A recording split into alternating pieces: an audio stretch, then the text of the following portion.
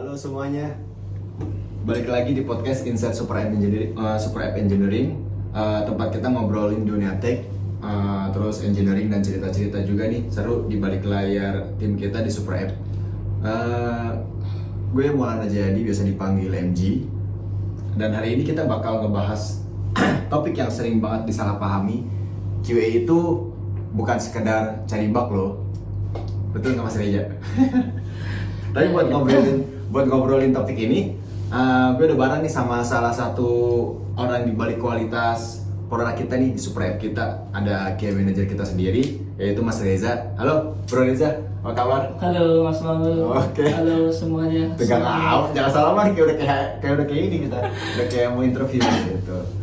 Oke, lanjut aja nih, Mas Reza, boleh dong cerita sedikit nih tentang awalnya nih, gimana sih bisa nyemplung ke mana ya, ke dunia QA.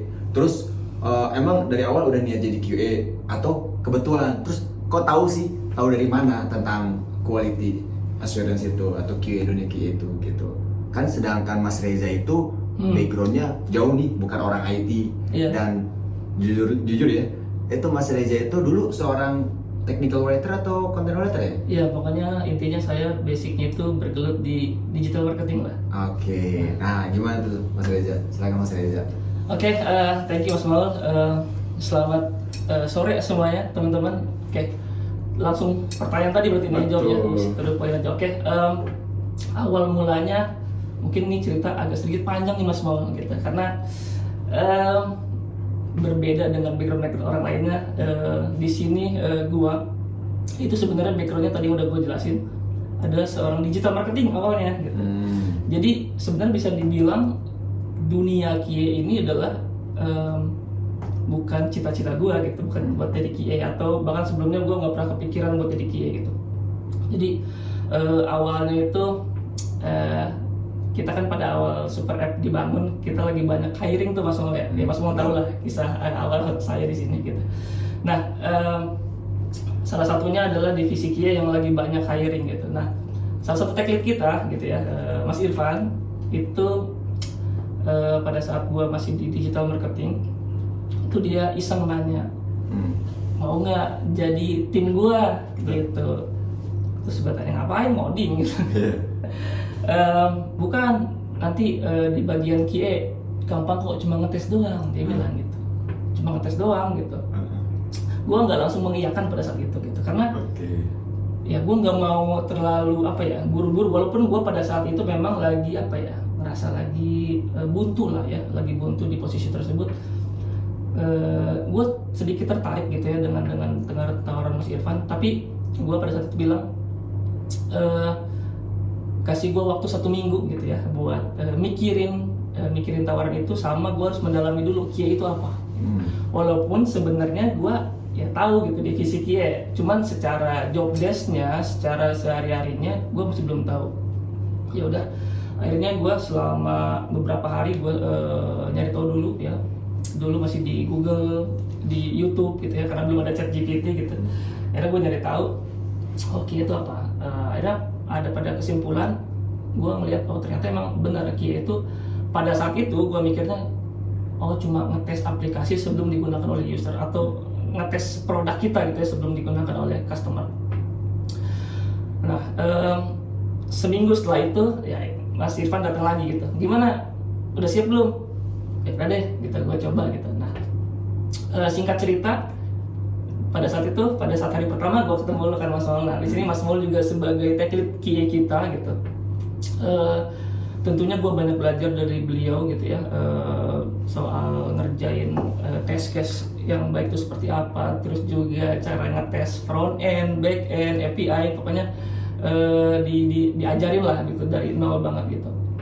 Nah, walaupun sebenarnya pada beberapa bulan awal ya Mas Maul, gue nangkepnya QA itu ya emang cuma sekedar ngetes doang sih gitu. Cuma gue install aplikasi, gue ngetes, nemu bug, report, udah gitu aja gitu ya, siklusnya gitu selama beberapa bulan. Dan gue ngerasa enjoy gitu. Cuman karena ada beberapa temen QA yang baru juga nih kan, kita juga lagi hiring, ada beberapa background QA dari perusahaan-perusahaan lain, mereka ngasih tahu gitu, ternyata kalau di perusahaan lain tuh QA tuh kayak gini loh. Mereka bikin test plan, nggak cuma bikin test case, bikin test plan, bikin test case, juga ngecek API-nya. Oh ternyata banyak ya, luas dalam sekali gitu kayak. Jadi nggak mungkin pada saat itu gue memposisikan diri gue sebagai tester kali ya daripada QA gitu. Nah akhirnya dari situ gue pelan-pelan belajar terkait ngetes backend seperti apa sih gitu ya. Kalau UI kan udah cuma sekedar kita install aplikasi, kita ngetes apa yang kita lihat, laporin gitu ya. Iya betul. Ya udah akhirnya gue pada saat itu gue belajar secara bertahap lah ya. Gue kenal Swagger, gue kenal Postman, beberapa tools automation kayak Catalan, Selenium. Perlahan gue belajar ya sampai pada akhirnya ya gue enjoy aja sih ngejalanin sebagai QA. Gitu sih Mas Mal, kurang lebih. Oke. Tapi pas awal-awal Mas Reza dapat info dari Mas Irfan nih, wah menarik juga nih, bahwa dari sisi QA hanya sebagai tukang ngetes nih, gitu kan? Udah langsung stigmanya kita kayak sebagai tukang, wah cari bug saja nih job desk-nya.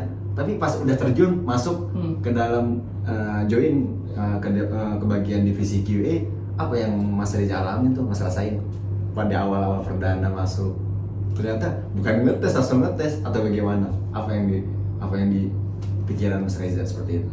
Sebenarnya kalau misalnya stigma itu kan cukup banyak ya, apalagi seputar QA ini juga kadang yang sering gua tanyain ke calon-calon QA yang lamar gitu. Ada banyak sekali stigma seputar QA gitu. Ada yang bilang cuma tukang ngetes doang gitu ya. Ada yang bilang kumpulan orang-orang yang bisa ngoding gitu ya QA itu, karena kumpulan orang-orang yang hindarin ngoding lah gitu ya. Karena ya udah cuma ngetes doang gitu. Mungkin ya menurut gua awalnya memang QA itu sendiri berdidesain emang buat ngetes, awalnya ngetes gitu ya. Cuman seiring berkembangnya zaman ya, namanya teknologi terus berkembang lah gitu ya. Tentu tujuan QA itu pasti tentunya adalah ya betul emang cuma nyari bugs gitu ya, kurang lebih intinya seperti itu. Cuman semakin seiring berkembangnya zaman, ada banyak hal gimana cara kita nemuin bug gitu.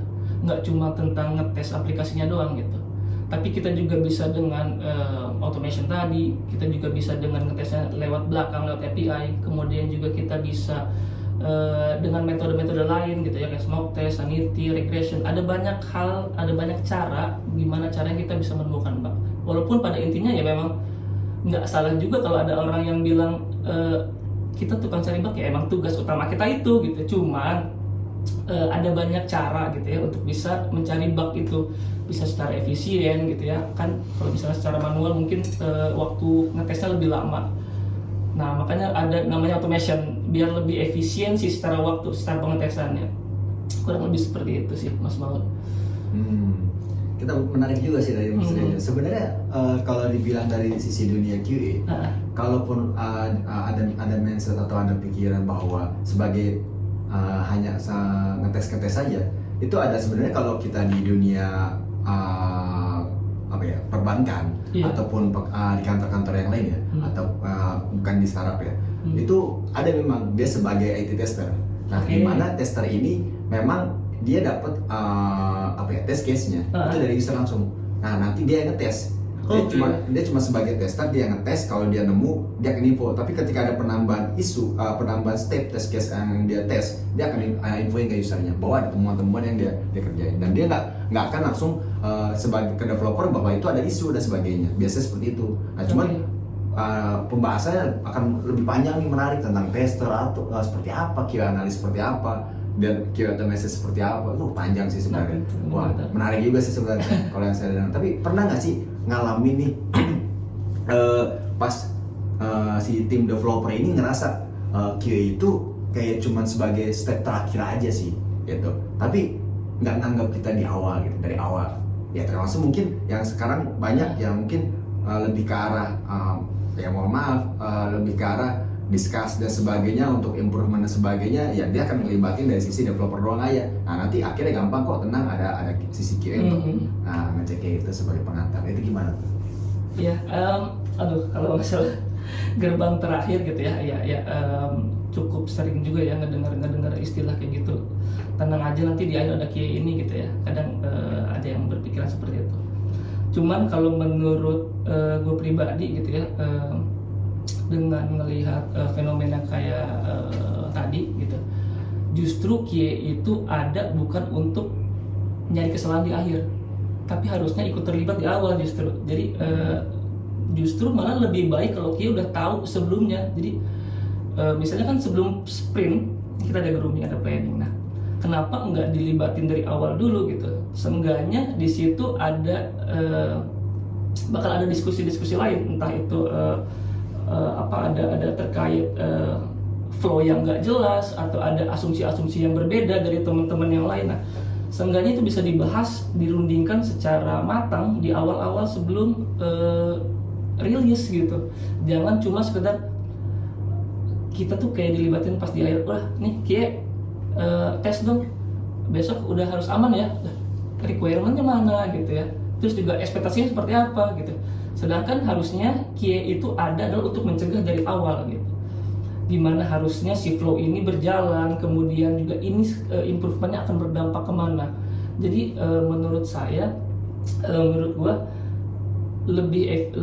bakal lebih best practice kalau misalnya QA itu dilibatkan dari awal sampai akhir. Jadi nggak cuma sekedar gerbang terakhir.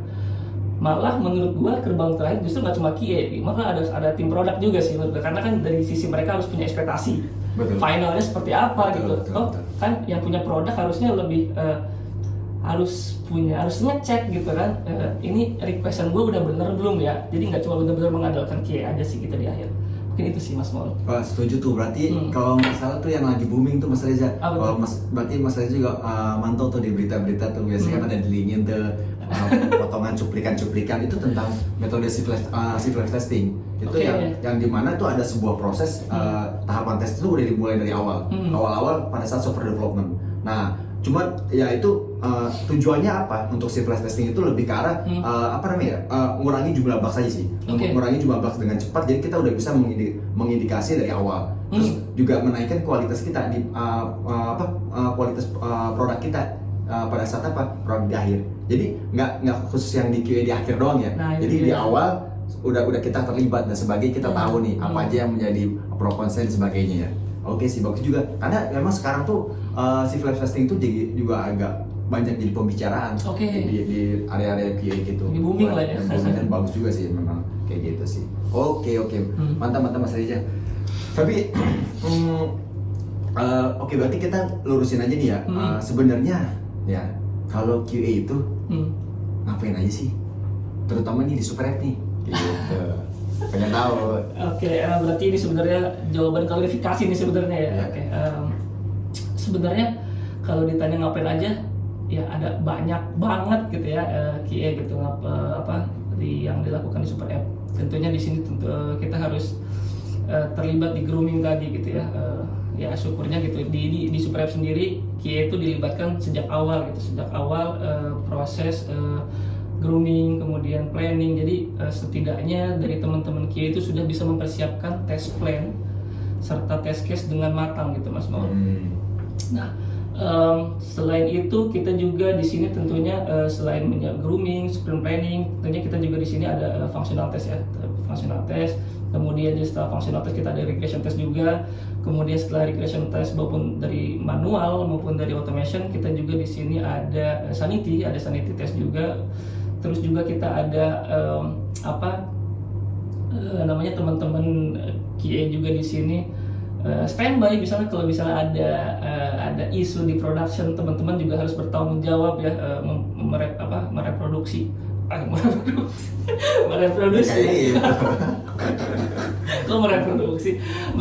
gitu ya isu yang terjadi di fitur apa gitu ya, kok bisa kejadian gitu. Nah, secara test case itu gimana, apakah benar-benar kelewat atau ini ada masalah lain yang cuma terjadi di production. Nah, ini sebenarnya itu semua adalah hal-hal yang dilakukan di QA di Super App sih.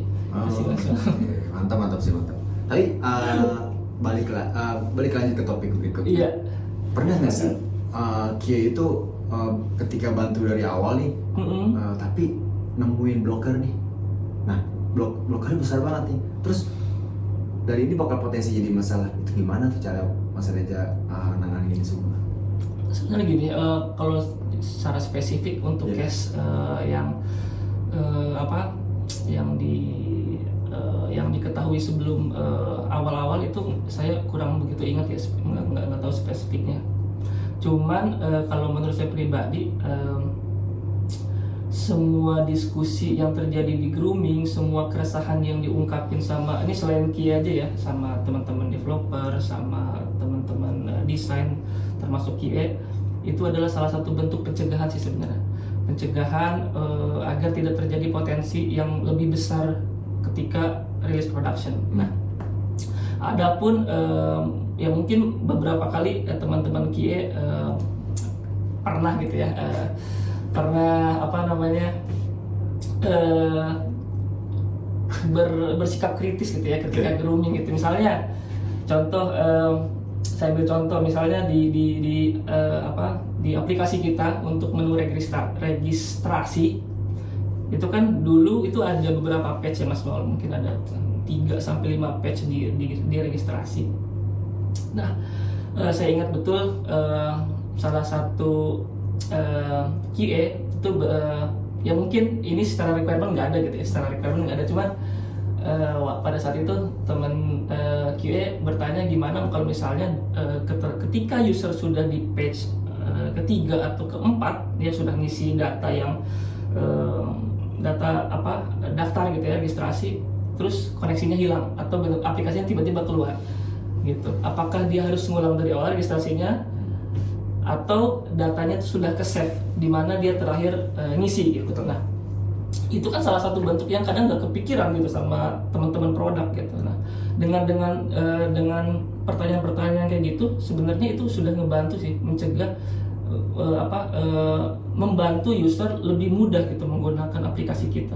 Coba bayangin kita udah di halaman terakhir, terus dia sinyalnya hilang atau aplikasinya ya tiba-tiba keluar gitu ya, secara HP nggak mumpuni, dia harus ngulang lagi dari awal. Itu kan lumayan ngerepotin gitu Mas Maul gitu sih.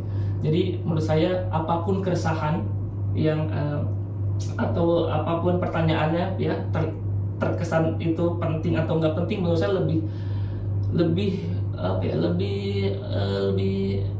penting untuk dikeluarin aja sih gitu. Karena ada istilah gini, lebih baik nyesel karena nanya daripada nyesel karena nggak nanya gitu menurut saya. Jadi iya, nangkep nggak Pak? Paham nggak masalah? Misalnya gini, saya nanya yang kurang penting lah gitu, terus kepikiran tadi gue ngapain nanya kayak gitu ya, gue mending kayak gitu daripada gue nggak nanya sama sekali gitu. Mending nanya hal yang dianggap kurang penting daripada nggak nanya sama sekali. Itulah, jadi seenggaknya pertanyaan-pertanyaan itu bisa menimbulkan topik-topik baru atau diskusi-diskusi baru gitu di dalam sebuah meeting sih. Nah, gitu. Terus gimana nih? Ada yang belum, satu poin yang belum ketangkap sama saya nih. Kan tadi ada gimana nih caranya kita nemuin nih masalah besar ketika proses testing nih, tim-tim lagi testing, nemu nih, dan di dalam requirement ada yang kurang nih, atau memang belum ada sampai segitunya, belum ada flow tuh sampai sana gitu. Nah, itu ketika dari sisi QA melakukan, test case harusnya begini nih. Nah, dari sisi developer nggak mau melakukan result dan harus wajib naik deploy ke production, itu gimana caranya dari sisi QA-nya? Ketika masalah, ini memang masalahnya besar, tapi potensi untuk kejadiannya sangat kecil, tapi bakal ada kan kejadian seperti itu. Itu gimana? Ya sebenarnya gini Mas, mau balik lagi ya, kadang ada beberapa developer yang anggap QA itu adalah, mohon maaf kalau saya agak kasar, itu adalah sebuah menghambat kerja. Kan ada kayak saya awal-awal di sini, ketika nemuin bug, ketika nge-report bug, itu kadang saya ngelihatnya ya, ini saya pribadi ngerasa kayak kok dari sisi teman-teman developer kurang suka gitu kalau saya nemuin bug, apalagi yang saya temuin tuh nggak ada di requirement gitu misalnya. Nah ini kan nggak ada, jadi nggak akan mau kerjain lah gitu misalnya dari sisi developer. Tapi kalau kejadian ini bisa jadi potensi besar loh. Nah tentunya kita harus ajak teman produk juga gitu untuk diskusi dari sisi produk gimana, dari flow bisnis, apakah ini yang ditemukan QA perlu dibiarkan atau perlu di fixing atau perlu dimasukkan ke next sprint. Nah itu tetap kita harus diskusikan bareng sih, karena secara produk, secara bisnis tim produk harusnya lebih tahu gitu dibanding kita. Tugas kita hanya bisa menemukan dan menyampaikan gitu. Balik lagi itu keputusan dari teman-teman yang stakeholder dan produk sih. Oke, setuju. Berarti intinya ketika memang suatu sistem ini memang belum akan sampai ke sana, belum akan digunakan, berarti mungkin bisa dihandle ya. Iya, harus dihandle. Mungkin dengan beberapa action ya, atau aksi yang mungkin disable atau dia bisa melakukan hal-hal ini ya. Oke sih, mungkin lebih ke arah discussion ya dengan antar developer sama tim produk lah ya. Tapi Mas Mol, biasanya kan kita sebagai QA biasanya bakal lebih senang jika menemukan teman-teman developer yang enak gitu. Ketika kita nemuin bug apapun itu, mau baik low, medium, dan mereka mau nge-cover buat nge-fixing itu, tentu kita bakal lebih senang gitu dibandingkan ini nggak ada di requirement gitu. Ini harus didiskusin dulu gitu. Kan ada beberapa orang kan beda-beda ya Mas Mol ya. Gitu sih. Ya memang karena kan kalau di zaman 2008 kalau nggak salah ya, itu memang dulu tuh nggak ada QA juga setahu saya kalau nggak salah ya. Itu awal-awal saya juga sebenarnya saya juga pernah ngodingnya, tapi awal saya bikin web itu pakai CI. Cuma sekali itu nggak dikoreksi, naik aja langsung. Itu udah bikin web jadi satu halaman, ya, bikin add to cart dan sebagainya, warnanya jelek dan sebagainya, nggak ada UI UX, kita jadi bikin langsung aja jadi. Tapi nggak ada penilai, cuma paling dibilang sama atasan, kok jelek amat ya, warnanya nggak sinkron ya. Kita juga bingung, karena nggak ada dipandu, karena kan dulu jadi satu, nggak hanya cuma kan kalau sekarang itu ada back end, ada front end, nah kalau dulu jadi satu, ya kan, front end sama back end jadi cara full stack kita kan kayak gitu. Cuman kita juga nggak ada namanya QA dan sebagainya kayak gitu sih, lebih ke arah itu aja sih. Nah, cuma kan kita sekarang kan udah makin kuat nih budaya quality-nya nih, dan kita udah align juga nih, udah saling bahu membahu ya antara developer, produk dan sebagainya. Nah, Mas Reza sendiri ini gimana nih ngebangun mindset quality ini bisa bareng sama tim ya, jadi bukan cuma QAS aja sih gitu. Gimana caranya tuh? Iya, sebenarnya ketika saya awal masuk ke sini saya ngelihat teman-teman QA ya di bawahan Mas Mawar sendiri gitu udah memiliki culture yang cukup baik sih menurut saya. Maksudnya secara komunikasi dengan developer, kemudian juga dengan produk, dengan desain, itu sudah berjalan dengan baik. Jadi kalau bisa dibilang ya saya nggak mulai dari nol banget gitu sebenarnya di sini. Karena saya yakin kalau saya melihat dari culture kita gitu ya, teman-teman developer, teman-teman produk itu sebenarnya sayang masih sama QA gitu. Karena memang kita se-enjoy itu gitu kan. Nggak terlalu tegang lah kita ya sebagai QA gitu. Kita juga kadang ngebantu developer ketika butuh ditemenin, juga kita juga kadang ngebantu produk juga kalau misalnya butuh masukan. Jadi menurut saya budaya kita selama ini sudah cukup baik. Cuma mungkin pada saat itu ketika awal saya lebih ke fokus ke gimana sih gimana caranya saya bisa membuat budaya ini lebih konsisten gitu. Gitu sih Mas Mal. Mantap. Fokus harus ke situ sih. Iya.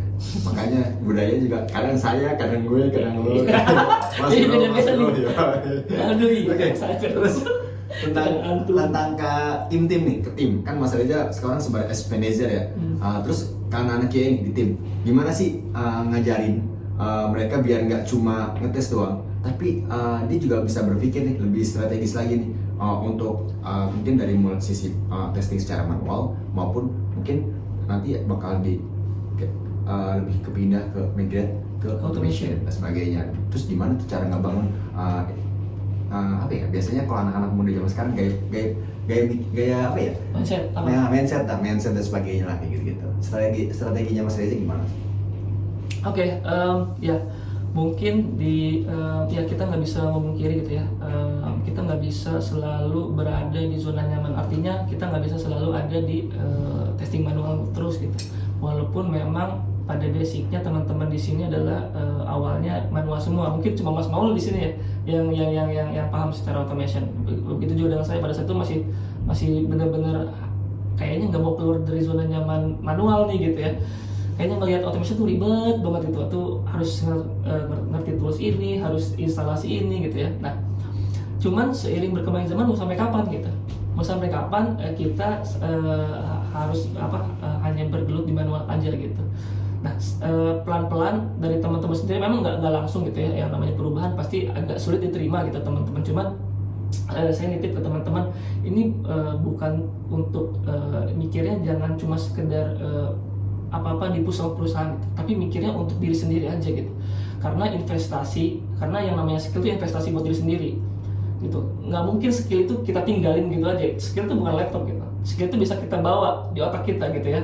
Kalau skill itu udah bisa kita kuasai, kita akan bawa itu kemana aja gitu. Jadi mindsetnya jangan cuma sekedar gue harus bisa automation karena perusahaan, bukan itu gitu. Tapi harus buat diri sendiri gitu. Karena itu kedepannya itu akan sangat berpengaruh buat karir kita sendiri sih, Mas Mal gitu sih. Nice, mantap juga sih bahasanya Mas Reza ya juga. Iya. Oke sih, tapi ada nih beberapa pertanyaan lagi nih yang saya Wih, masih ada soal kira-kira. Lumayan banyak lah, masih jam tamas.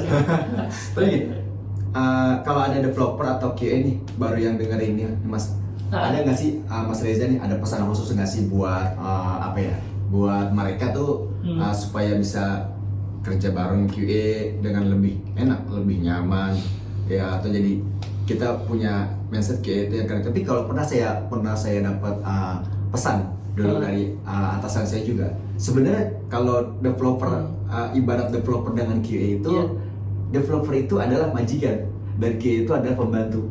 Nah, harus ya ketika pembantu ini ngebantu majikan, dia harusnya welcome, senang. Nah, gimana nih, ada nggak pesan khusus biar kita nih sebagai pembantu bisa menyenangkan majikan kita nih? Buat apa? Membangun kualitas produk kita yang baik, lebih baik lagi gitu. Gimana nih? Ya, kasarnya seperti itu ya Mas Mal gitu. Kita membantu, cuma pembantu di sini bukan cuma sekedar yang disuruh-suruh doang gitu. Tapi kita juga di sini harus tentunya harus berpikir kritis gitu. Jangan membatasi diri ini sebagai terutama untuk QA baru itu, jangan membatasi diri sebagai tukang testing doang gitu. Tapi juga kita harus berpikir gimana caranya ini produk kita itu harus bagus dari awal sampai akhir. Jadi nggak cuma sekedar tugas di sini cuma nge-testing doang gitu. Yang penting nggak ada bug, aman, nggak cuma sekedar itu. Tapi kita harus lihat juga secara bisnisnya dampaknya seperti apa gitu ke bisnis, kemudian juga ini ke customer, apakah ini bisa berdampak buruk baik ke customer maupun bisa ke rating kita juga gitu. Jadi intinya untuk QA sendiri ya itu jangan membatasi diri sebagai tukang testing aja gitu, tapi kita juga harus bisa bagaimana caranya kita bisa menghasilkan kualitas yang baik gitu ya, secara maupun secara flow maupun secara hasil akhirnya gitu. Nah, untuk developer sendiri titipan saya sebenarnya karena beberapa kali ketemu developer yang kayaknya agak ngelihat QA itu sebagai ini kayak tukang suuzon nih gitu ya. Karena ya benar betul. Ya ini dari teman-teman developer ada ngejokes gitu ya. Ini kayaknya kualifikasi QA itu cuma satu deh kayaknya. Cuma harus bisa suuzon aja gitu. Padahal kan sebenarnya ya nggak cuma itu. Gitu. Tapi memang kalau menurut saya QA itu emang harus parnoan sih sebenarnya. Kita harus ngerasa was-was gitu. Aduh, ini produk gue nanti kalau dipakai customer kalau kayak gini gimana ya? Memang harus kayak gitu. Kita harus apa ya? Punya rasa kayak ya itu was-was, punya was-was, punya rasa kayak aduh takut kualitas gue jelek nih, takut produk gue nggak disukai customer, jadi harus kayak punya sendiri aja gitu, kayak ownership-nya terus ada gitu. Lebih ke situ sih Mas Mal. Oh iya benar. Gila sih, mantap. Sebenarnya ya was-was itu emang hal wajar ya. Dan itu pernah saya alami juga ketika saya udah selesai testing nih, pulang kantor, besok besok 2 hari lagi mau deploy ke production, biasanya saya nggak bisa tidur tuh. Wah gimana nih? Saya cek lagi di rumah. Saya lihat ada lagi nggak. Nah, karena lingkungan dulu di dunia kerja saya kebetulan developernya kita sama nih kayak sekarang developer dengan QA satu divisi engineering, nggak gabung dengan produk, jadinya lebih ke arah kita bondingnya dapat. Dan kebetulan juga dulu QA-nya saya cuma 2 ya dulu. Jadi ketemunya nggak mungkin bisa nyuruh juga kan, ketemunya dengan QA Maulana dan Imam gitu, Maulana Imam, nah gitu. Developernya Mas Angga gitu kan. Terus siapa lagi nih yang kita gitu. Cuman dari sini sih yang udah gue dengerin ya itu udah benar-benar ngebuka wawasan banget ya. dari Mas Reza juga oke, Mas. Gue jadi makin paham nih. Tapi bagus juga sih. Tapi nanti kita boleh ngulik-ngulik lagi kali ya tentang Boleh, QA nih, Mas, boleh. tentang yang sekarang booming dan sebagainya itu bagus juga sih. Nah terus tentang kalau QA itu sebenarnya bukan cari bug doang sih, lebih ke arah kita tuh ngebantu ya, lebih ke arah ngebantu developer, terus tim produk juga, gimana cara ngejaga kualitas kita, ngasih kualitas yang terbaik. Karena dari sisi produk ngebuat dan kita yang pengen merancang dan sebagaimana yang ketika developer ngerancang kita bagus ini kualitasnya nih sebelum rancangan ini benar-benar jadi dipakai end usernya atau customernya lah seperti itulah ya. Ya tapi wah thank you banget sih buat Mas Reza nih udah sharing pengalamannya. Siap, sama-sama, dan semoga. udah ngasih insight juga dan jujur mantep sih dari Mas Reza yang tadinya bukan apa-apa udah sekarang jadi engineering manager. Gue sih takjub sih, bagus sih. Gue respect sama Mas Reza yang mau belajar, yang punya intinya semangat. Jadi intinya ketika pengen switch karir yang dari mungkin content writer ataupun jadi digital marketing mau jadi QA bukan jadi kendala buat untuk gue nggak bisa nih, nggak mungkin. Nah berarti gue juga nangkep bahwa ketika kita jadi manual pengen pindah automation bukan karena skill itu ada di laptop, bukan, tapi gimana caranya punya kemauan sih. Betul. Nah karena kalau nggak ada kemauan kita nggak akan bisa. Mau sampai kapan kita mau bisa gitu kan? Nah itu yang bagus sih yang gue tangkap dari Mas Reza gitu kan. Karena kalau tanpa ada kemauan kita nggak akan bisa dan pasti mentok di situ dan berada di zona nyaman terus. Nah ketika kita nanti resign dan sebagainya, apakah masih ada nanti QA manual atau mungkin kita nggak tahu nih apakah kita bisa hybrid dan sebagainya buat nambah skill kita. Nah itu sih, itu kan nilai plus mungkin yang saya tangkap dari Mas Reza. Nah mungkin dari gue itu aja kali ya. Mungkin kita nanti bisa ketemu di episode selanjutnya kali ya. Kayaknya kita nextnya tuh keren nih Mas Mal. Kayaknya Mas Mal secara pengalaman lebih banyak dari saya, extrovert. Tapi jangan lupa follow podcast kita dulu. Jangan lupa like and share and subscribe juga dong. Gitu di Super Ngulik kita, dan juga mungkin nanti kita juga bakal share-share juga nih ke teman-teman yang kerja di dunia teknologi pun IT dan sebagainya, dan kita juga bakal sharing-sharing tentang mungkin dunianya SRE, DevOps ataupun developer dan itu aja mungkin ya kan, dari QA juga bukan. Mungkin kalau nanti pasti aja mau jadi pembicara lagi, narasumber lagi, so okay. Atau timnya ada. Ya, boleh tuh timnya bawa siapa ya? Boleh dikenalin. Bisa diatur, bisa diatur. Mungkin sampai jumpa. Kita nih thank you Mas Reza. Ya, oke. Thank you Mas Mal. Thank you. Sampai jumpa dan selamat sore guys. Dadah.